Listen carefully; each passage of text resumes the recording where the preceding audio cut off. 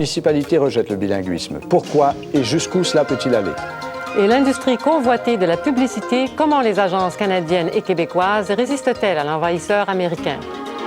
De nous rendre dans le nord de l'Ontario pour nous rapprocher du 21e siècle.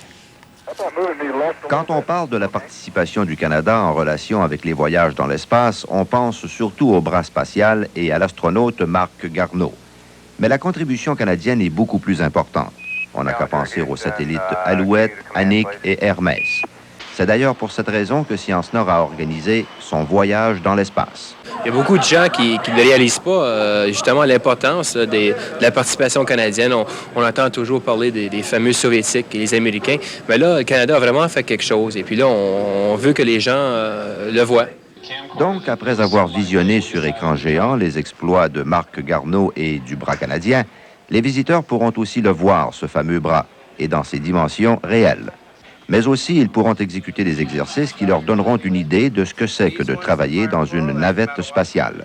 À l'aide d'instruments simples, les visiteurs pourront aussi juger de la difficulté d'exécuter les travaux dans l'apesanteur. Ils auront aussi la possibilité de goûter à la nourriture des astronautes.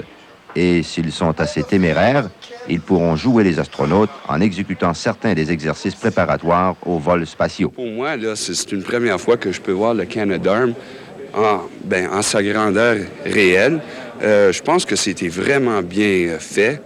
On espère d'ailleurs que cette exposition saura surtout intéresser les plus jeunes aux sciences de l'espace. Je crois que ça va leur démontrer que l'astronomie, c'est pas une science aussi cachée ou aussi pas développée au Canada. Faut pas qu'ils aillent aux Amériques pour étudier l'astronomie et pour travailler en astronomie, j'espère. Eh bien, ce voyage dans l'espace durera jusqu'au 18 mars prochain. Et si le cœur vous en dit, venez nous trouver ici à Science Nord et vous pourrez peut-être aussi jouer à l'astronaute. Ici Régent Mathieu à Science Nord.